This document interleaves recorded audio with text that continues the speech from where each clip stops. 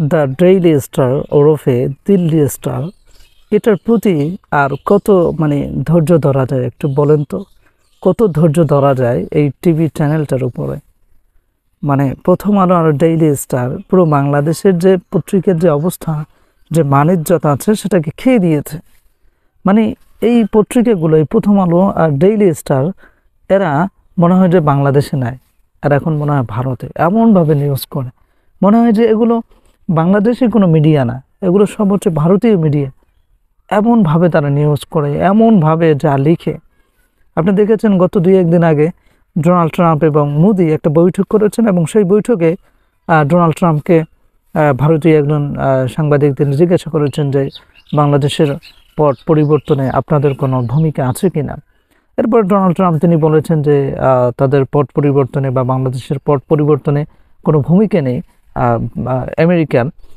তখন Donald Trump বলেছেন যে এই বিষয়টা নিয়ে তো অনেক সময় আমি দেখেছি যে মোদি কাজ করেছে, তার কাছে জিজ্ঞাসা করেন। আর ডেইলি স্টার সে এসে নিউজ করলো কি যে বাংলাদেশকে মোদির হাতে ছেড়ে দিয়েছে ডোনাল্ড ট্রাম্প। ভারতীয় মিডিয়াগুলো যেগুলো আছে তারাও সেম নিউজটা করেছে, সেম হেডলাইন দিয়েছে যে বাংলাদেশকে ছেড়ে দিয়েছে মোদির হাতে। আর বাংলাদেশের সেই ইন্ডিয়ান মার্কা দিল্লি স্টার সেও নিউজ করেছে যে বাংলাদেশকে ছেড়ে দেওয়া হয়েছে মোদির হাতে। কে ছেড়ে দিয়েছে? Donald Trump. এটা হচ্ছে নিউজ। এদের উপরে আর কত সুশীলগিরি আমাদের দেখাতে হবে? পত্রিকা প্রথম আলো বন্ধ হবে, ডেইলি স্টার বন্ধ করার জন্য জনতা আন্দোলন করলো। আমাদের উপদেষ্টা, গুরুত্বপূর্ণ এক উপদেষ্টা বলল কি যে তাদের অফিসে ভাঙচুর তাদের বন্ধ করার জন্য এটা উপদেষ্টারা টলারেট করবেন না, ওনারা সেটা সহ্য করবেন না। কত বড় সুশীল! এরপর সময় টিভির বিভিন্ন সাংবাদিককে নাকি সরিয়ে দেওয়া হয়েছে, চাকরি থেকে বাদ দেওয়া হয়েছে হাসনাতের কারণে। হাসনাত এসে বলল যে যদি তাদের সে কারণে যদি চাকরি যায় তাহলে সেই চাকরি থেকে তাদেরকে ফিরিয়ে আনা হোক। এরকম যে কত সুশীলগিরি আছে। আবার বিএনপির অনেক নেতাকর্মী তারা বলতেছে যে গণমাধ্যমের স্বাধীনতা নিশ্চিত করতে হবে। বাহ, কত সুন্দর গণমাধ্যমের স্বাধীনতা! সেই গণমাধ্যমের স্বাধীনতা বলেই তো আপনারা আজকে গণমাধ্যমকে এই পর্যন্ত ঠেকিয়েছেন।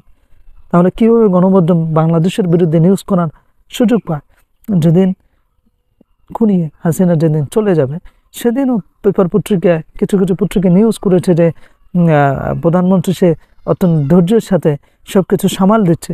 সেই শেখ হাসিনা যাওয়ার পরে তারা নিউজ করেছে কি যে খালেদা জিয়া সে সকল বাংলাদেশের মানুষকে শান্ত থাকার আহ্বান জানিয়েছে। দেখেন 160 ডিগ্রি অ্যাঙ্গেলে পল্টি মেরেছে এই পত্রিকাগুলো। এটাই কি স্বাধীনতা? যে সরকার আসবে তার সেই সরকারের দালালি করবে, এটাই কি মিডিয়ার স্বাধীনতা? সেটাই কি গণমাধ্যমের স্বাধীনতা? সেটা কি আমাদেরকে বোঝাতে চান নাকি? গণমাধ্যমের স্বাধীনতা বলতে আপনারা কি বোঝাতে চান? গণমাধ্যমের স্বাধীনতা হচ্ছে তারা কাউকে ভয় না করে যেটা সঠিক সে সঠিকটা বাংলাদেশের মানুষের কাছে পৌঁছে দেবে, এটা হচ্ছে গণমাধ্যমের স্বাধীনতা। কিন্তু না, গণমাধ্যম কি করে, স্পেসিফিকলি বাংলাদেশের গণমাধ্যম তারা কি করে, যখন দেখে যে আওয়ামী লীগ সরকার ক্ষমতায় তখন বিএনপির বিরুদ্ধে যত যা আছে সব কিছু 160 ডিগ্রি অ্যাঙ্গেলে তারা কি করে তাদের বিরুদ্ধে বানায় নিউজ বানায়।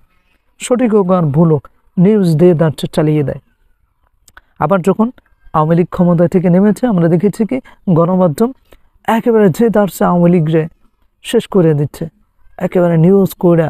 এটা অ্যাপ্রিসিয়েটের জায়গা, তারা যে অপরাধ করেছে সেটা দেখাতে হবে। আমরা বেশিও দেখাতে বলি না, আবার কমও দেখাতে বলি না। তারা যেটার প্রাপ্য সেটা আপনারা দেখেন। কিন্তু এখন আমরা কি দেখলাম যে বিএনপি ক্ষমতায় যাওয়ার দ্বার প্রান্তে এখন বিএনপির চামচামি শুরু করেছে গণমাধ্যমগুলো।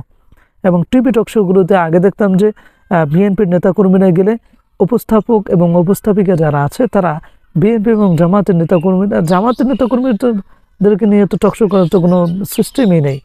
সো বিএনপির নেতাকর্মীকে যেভাবে সাহায্য করতো আওয়ামী লীগ সময়ে, যেটা আনবিলিভেবল।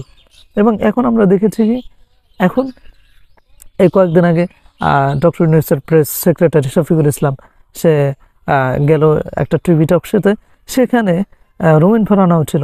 সো ওই জায়গার 71 টিভির যে উপস্থাপক আছে যেভাবে শফিকুল ইসলামকে ধরেছে, তাকে যেভাবে অপমান করেছে, সে টকশোতে আমি থাকলে কি করতাম আমি নিজেও জানি না।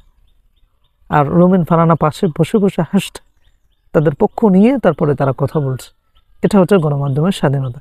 এই গণমাধ্যমের স্বাধীনতা নিয়ে আমাদের মির্জা ফখরুল ইসলাম আলমগীর তিনি বলেন, বাহ চমৎকার, এটাই হচ্ছে গণমাধ্যমের স্বাধীনতা। আবার দেখেছে যে কারওয়ান বাজারে প্রথম আলোর অফিসের সামনে ভিড় করে আছে পুলিশ প্রশাসন, সেনাবাহিনী, তারা তাদেরকে ট্যাকেল দিচ্ছে, নিরাপত্তা দিচ্ছে। তাদেরকে নিরাপত্তা দিয়ে কয়দিন রাখবেন? 1 সপ্তাহ, 2 বছর, 2 মাস, 1 বছর? একদিন তো জনতা এই প্রথম আলোর ডেইলি স্টারকে ভেঙে ফেলবে।